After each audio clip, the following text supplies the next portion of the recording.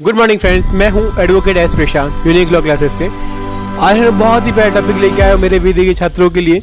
काफ़ी दिन से बच्चे कह रहे थे कि सर आप इस टॉपिक की वीडियो लेके आइए, तो जानिए हमारे कानून के अंदर हम लोग बात करने वाले हैं। कोरोना चल ही रहा है हमारे भारत में, पूरे विश्व में। Please stop violence against the women 25 वो मनाएंगे। मास्क, कोविड-19, कोरोना वायरस और घरेलू हिंसा। अगर चैनल पहली बार आए चैनल को सब्सक्राइब कर लीजिए और बेल आइकन को दबा दीजिए ताकि नई नई वीडियो मिलती है। चलते हैं वीडियो की तरफ। फ्रांस के एक खामोश शहर नैन्सी में स्थित फार्मेसी की दुकान में पिछले रविवार को एक महिला आती है और केमिस्ट से दवाई के बहाने मदद मांगती है। वो दुकानदार को बताती है कि कोरोना वायरस की वजह से जब से पूरा शहर लॉकडाउन है, उसका पति उसे रोज पीटता है और गाली गलौज करता है। क्या करता है उसका पति? उसे रोज मारता है और गाली गलौज करता है। अपनी असक्षमता बताते हुए कहती है पति फोन भी नहीं इस्तेमाल करने देता है, इसलिए मुश्किल से वो दवाई के बहाने बच्चों को लेकर आई है। इस बात से अलार्म होकर दुकानदार स्थानीय पुलिस को इत्तला करता है और कुछ ही घंटों में अंदर पुलिस रेस्क्यू टीम के साथ पहुंच जाती है और इस महिला और उनके बच्चों को बचा लेती है। कोरोना वायरस वैश्विक महामारी ने जहां पूरी दुनिया को हिला के रखा हुआ है, वहीं एक नया उभरता हुआ मुद्दा मुंह बाए खड़ा है, घरेलू हिंसा, डोमेस्टिक वायलेंस। हम लोग आए दिन हमारे देश में देखते हैं कि घरेलू हिंसा की बात करें तो एनसीआरबी के अनुसार 2018 के आंकड़ों के हिसाब से महिलाओं के खिलाफ होने वाली हिंसा की श्रेणी में घरेलू हिंसा सबसे ऊपर है। क्राइम रेट दर प्रति लाख महिला जनसंख्या के हिसाब से 58.8% है। भारत का जहां विश्व में जेंडर असमानता सूची में 125वां नंबर है, जो कि पायदान में बहुत बाद में है, वहीं ग्लोबल जेंडर गैप इंडेक्स में हमारा 87वां स्थान है। हम लोगों को घरेलू हिंसा के खिलाफ आवाज उठानी चाहिए और औरत की सुरक्षा करनी चाहिए, और हमें घरेलू हिंसा नहीं करनी चाहिए, औरत को मारपीट नहीं करना चाहिए और उसे न्याय दिलाना चाहिए। फ्रांस ने उदाहरण ये नुस्खा स्पेन से सीखा। एक कोड वर्ड बनाया गया, मास्क N19। यदि कोई महिला सबके सामने कुछ बोल नहीं सकती और अपने ऊपर हो रहे अत्याचार से मदद मांगना चाहती है तो वो मास्क N19 मांगेगी, जिसका अर्थ है उसे हिंसा से बचने के लिए मदद की आवश्यकता है। हम लोग कोविड-19 मास्क पहनते हैं, मगर N19 जो कोड है उससे समझ जाते हैं कि औरत को मदद चाहिए। ज्ञात हो कि कोरोना वायरस से बचने के लिए साधारण रूप से तौर पे मास्क N95 इस्तेमाल होता है, ना कि N19।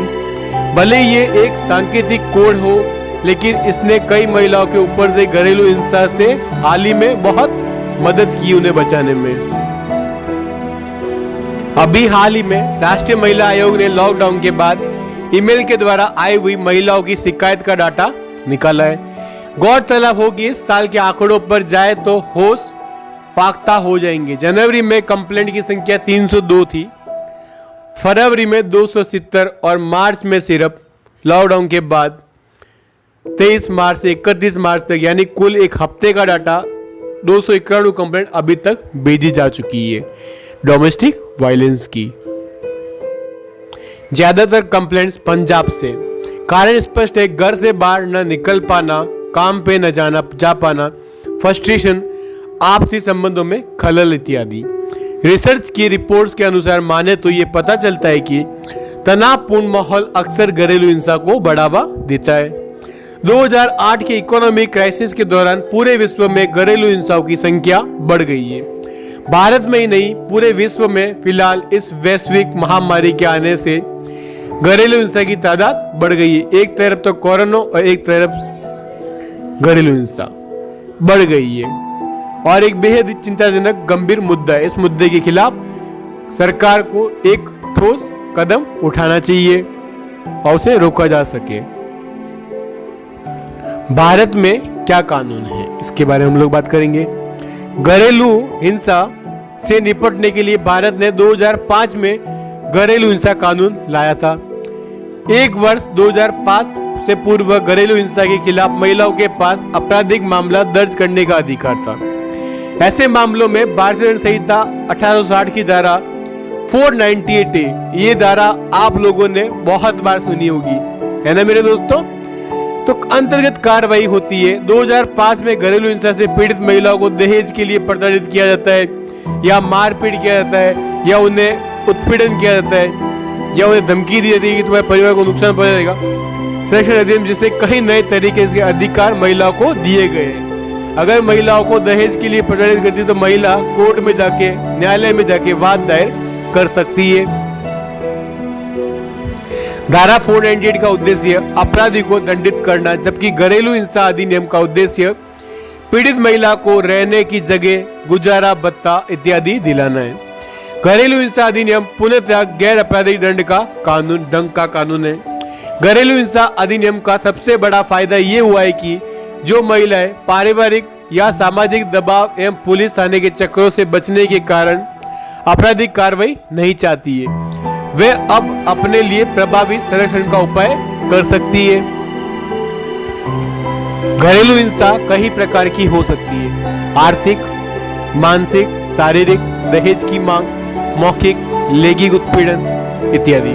घरेलू हिंसा अधिनियम केवल शादीशुदा महिलाओं के लिए नहीं बल्कि किसी भी महिला पर लागू होता है। ये जरूरी नहीं है कि वो महिला शादीशुदा होनी चाहिए।